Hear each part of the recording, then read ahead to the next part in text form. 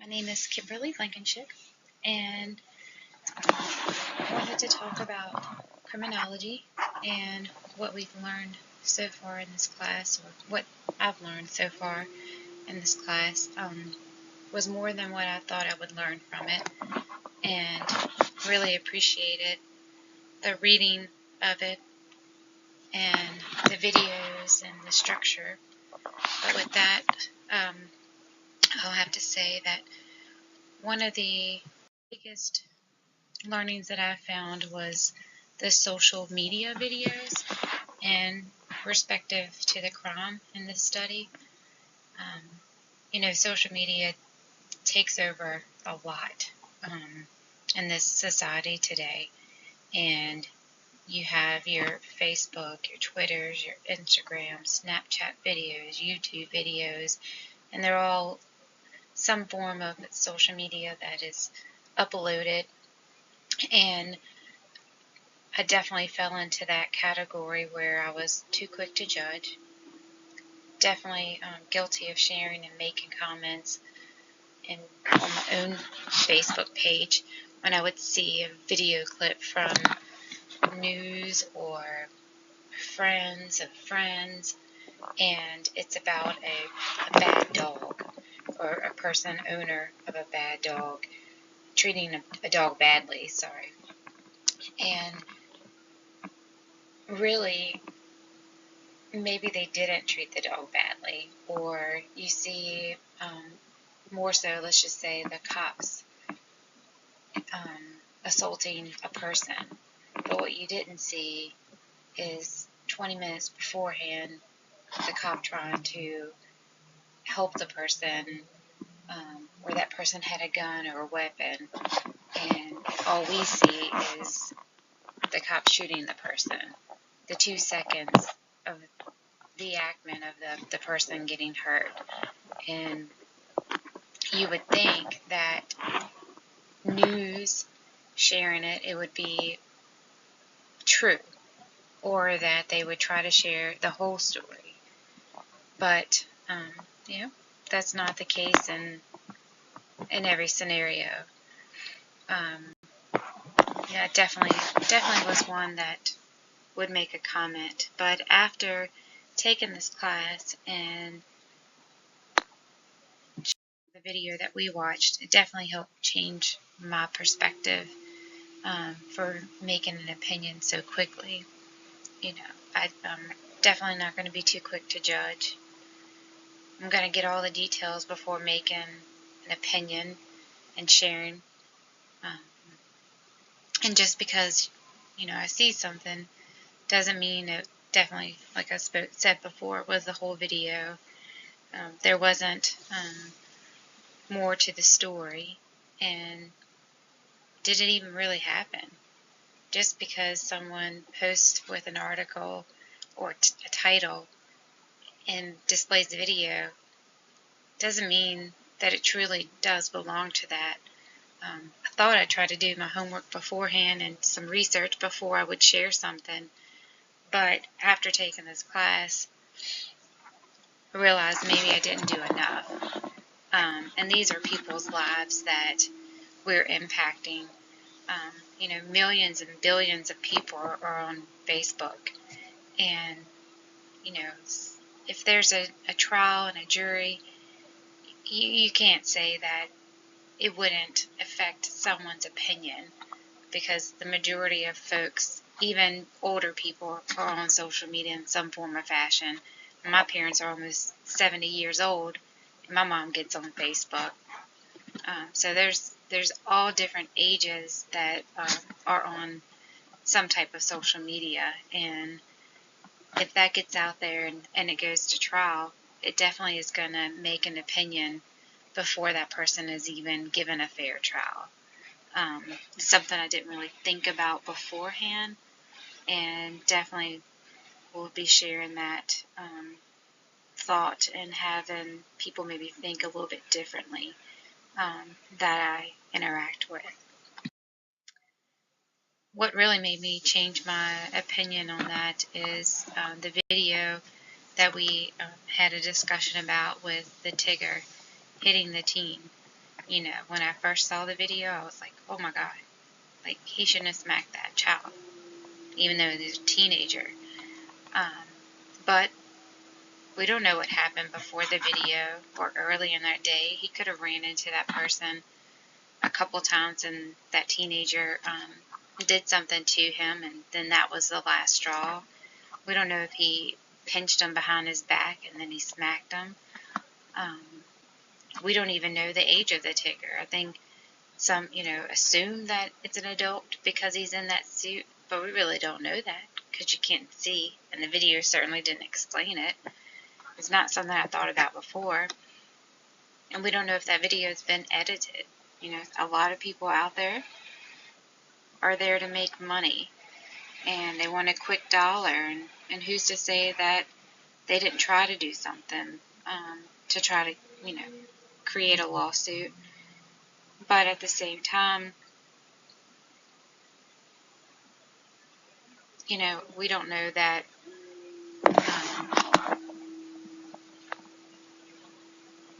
that Tigger didn't do something, not Tigger, but the teenager. We don't know that he didn't do anything beforehand to hurt the Tigger or assault the Tigger beforehand. All we saw was the Tigger hitting the teenager. But I thought one thing that was interesting that stuck out to me after I watched it a couple of times is the dad saying, I asked my son, what did he do? Does give the impression that the young boy does do bad things.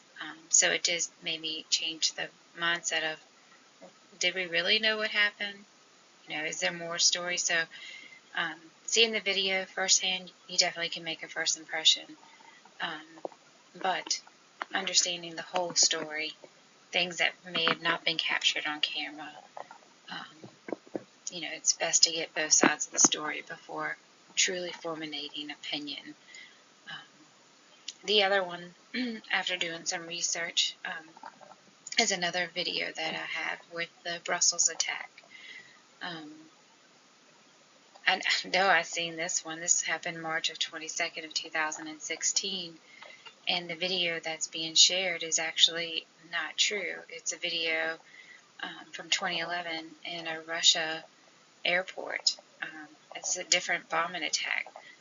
So, just because we see it doesn't really mean that it relates.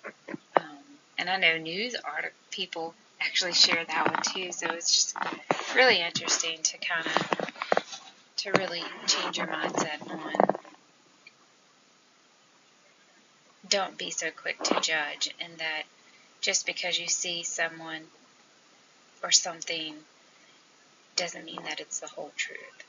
Before you make an opinion or convict something before they're given a fair trial, so to speak, make sure you have all the facts before formulating an opinion. The other thing that I never even considered, and I thought was really, really interesting, was the biological theories. I mean, my first perception of that was it's not hereditary. People make bad decisions. Just because you grew up poor or that you are from a family who made bad choices doesn't mean you're going to, or that you should, because people around you were bad.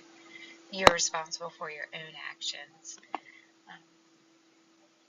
That anyone can commit a crime, that it's not just poverty. But after watching a couple of videos, doing a little bit of research, and reading in the book, it truly did change my perception. Just because someone's on poverty, no, that doesn't mean that they're automatically commit a crime. But poor eating habits, their diet could lead to misbehavior in your chemicals of your brain. I truly never thought about that before, and definitely would like to learn a little bit more about that, because I really think that that's interesting. That it could be hereditary. Made me think of the actor where his father was a murderer, and he's a movie actor. Well, just because his father was a murderer doesn't mean that he's going to be. Woody Harrelson, he had committed several crimes, um, but never committed murder. And I think that's something that I believe he got therapy for too. But if it's in his genetics, maybe. And it's predominantly in males too. I just really found that that's interesting. And before, again, making an opinion or forming an opinion, really getting the biological history of a person and their makeup to really think about that and even consider it before considering formulating an opinion. That one definitely was interesting because I can truly say I've never even thought of that. I mean, we're taught that you know right from wrong. Your upbringings doesn't give you the right to commit a crime. But I do think it would be worth educating people on a little bit more, um, so that maybe they could seek help earlier in life, because I think that would make more awareness and make people get help if needed. Kind of made me think about Michelle Obama's too. Definitely not a fan, but her changing the eating at the schools, from the junk food and not so healthy food to more vegetables and juices, those kind of things. It made me think of that when learning about that, and I thought, wow, okay, maybe she did have a point. But the media and society of those that maybe didn't believe in her beliefs, it never was anything that I read about that was fun like that. But after reading this and learning about the poor eating habits and diets and things like that, and children so young, and it could offset chemical imbalance, definitely changed my thought on that. Because like I said, I didn't consider it before. One of the crime patterns that I found very interesting, is in their last few chapters that we just had to learn about, and that is around prostitution. My first perception of prostitution, believed that it was wrong, demoralizing, nasty, and trashy. Um, that anyone that did prostitution definitely was a drug addict. Um, they all had some type of disease, unsafe physically. They're looking for easy money, quick money. They don't want to work. Um, and most were adults, or almost. So your 16, 17-year-old runaways that are trying to be on their own and say they can't get a job, but it's because society gives up too easy. But after learning a little bit more and understanding what legalizing prostitution can do, I can't believe that I would even consider legalizing prostitution. But again, that's being more one-sided and narrow-sided, I guess, and thinking. Um, what could legalizing prostitution do? Well, after taking this course, it made me think a little differently. Can't say I'm 100% with legalizing prostitution, um, but I definitely would lean that way. Um, Especially, I have a friend that's in ministry, and she does a lot with human trafficking. She's a huge advocate for this, so I definitely would like to talk to her a little bit more, and get her perception on this and some thoughts. But I think it definitely would help with lessening human trafficking. Laws would be put in place to get testing so that you would reduce the STDs, because men are paying for it or females are paying for it, then going home to their husband or wives, and it's being transmitted. At least with this way, there would be some kind of control to it. They would add to the tax revenue. Right now, it's under the table, not being noticed. Tax dollars isn't going anywhere, so definitely would help the community and the tax paying. It would definitely get the prostitutions off the streets. Now, I don't think it'll totally go away, but if you could help it, even 25, 50%, I think it would definitely help at least make women a little bit safer, because reality is 50% of them are getting assaulted, beat up, and either by their pimps or by the customers, if that's what you want to call them. Putting age limits on there would help. Are you going to stop the 14-year-old little girl? No. But at least they would put a little bit more parameters around it. Maybe it'll help catch them a little bit better, because I didn't realize the average age for a U.S. female is 14. That was mind-boggling to me, considering I have a daughter that's 22 and a stepdaughter that's 15, 21, and 25. It just breaks my heart to even think about something like that. But if it would help reduce crime, such as drugs, they don't have to do drugs to get by, maybe. Would help reduce rape, and it would help the convictions of illegal sex. Again, that would be for those that are 18 and older, depending on your state, but maybe it would help put at least some safety nets in there to make it better. I know, like, Nevada has a few counties, and their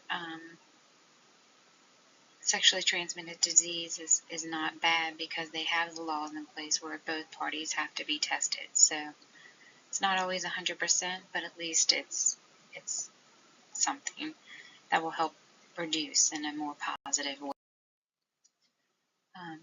Misconception about prostitution is, we're taught as a young child, for the most part, that having sex for money is bad. Can't say, I still think it's bad, but to each their own. I'm not one to say what you think is bad, or what you think is good is bad. That's not up for me to decide. That's what is great about living in America. You have the right to choose what you feel is good or bad for you and your family and those that you love. The only drug addicts do it. Not all drug addicts do prostitution. Not everyone that does prostitution is a drug addict. I think it originated from Christian belief. Sex should be between man and woman, and it should only be done once you're married. No one should be paid for having sex, from the Christian belief. And change in belief is, I never thought about how legalizing prostitution could reduce sexually transmitted disease. I never thought or considered how it could reduce crime such as rape, drugs, make it safer for the women. Definitely, and watching a lot of your cop video shows or whatever, generally women want to get out of it. They think it's going to be okay, or that it's not going to happen to them. And then once it does, they lose a little bit of self-worth, feel like they're not wanted, they have a low self-esteem, and men beat up on them. And then if they have a pimp, then it's really hard for them to get out of it, which is sad. So, legalizing it maybe gives them a little bit more stance for themselves, and and they're not controlled by an individual or a group of people. They can maybe stand on their own. Um, and the fact that they'll be a tax-paying citizen, um, and not working under the table. So I definitely a lot from that. Um, the overall from this course and changing my perception and my new knowledge is that I learned that anyone could commit a crime. But, I already kind of thought that beforehand. However, I didn't really think about the biological piece to it. I know that someone who commits a crime doesn't have to look a certain way, um, but I never thought about their biological makeup and history. So, never thought about it being hereditary or their diet. Um, get all the facts before forming an opinion. That's a really big one. Just because social media again puts so much out there, and we're so quick to form an opinion, and then it's shared 500,000,000 times, and people are truly convicted before even going to court. Um, so I definitely will share that and maybe throw that knowledge and thought just to have people think about it, and understand criminals' backgrounds and genetic makeup. So that again is the biological history and makeup. And just because we see a video doesn't mean that it's the whole truth or the story that goes with it. Consider the pros and cons before forming an opinion. Um, like I said, I never thought in a million years that I would consider prostitution, but once you look at the pros and cons, um, it definitely weighed and made me think a little bit differently. Um, because I'm not here to tell you what's right or what's wrong for you, but if I can make the people in your country less risk to sexually transmitted disease and make them a little bit safer, then that's what's truly important. Not what we think what's right and what's wrong. And I definitely want to continue to learn more about criminology. I never even thought that was something that could be a career, until I took this class. I used to say I was going to be a CSI agent. I love learning and digging into that, but never even thought that someone actually studies criminals and their history. Um, that to me was truly interesting. Um, so I'm definitely glad I took the course. Definitely will share it with friends and family, or I already have, especially with certain scenarios that we've had happen in our hometown. Recently, a young man got murdered by a gang, and when we were reading around the crime and gangs, and that was interesting, to understand why why these three individuals got second-degree murder instead of first-degree. I would not have known that had I not taken this class. So it's the right timing for that. Um, very sad on his part, but definitely learned and look forward to learning even more.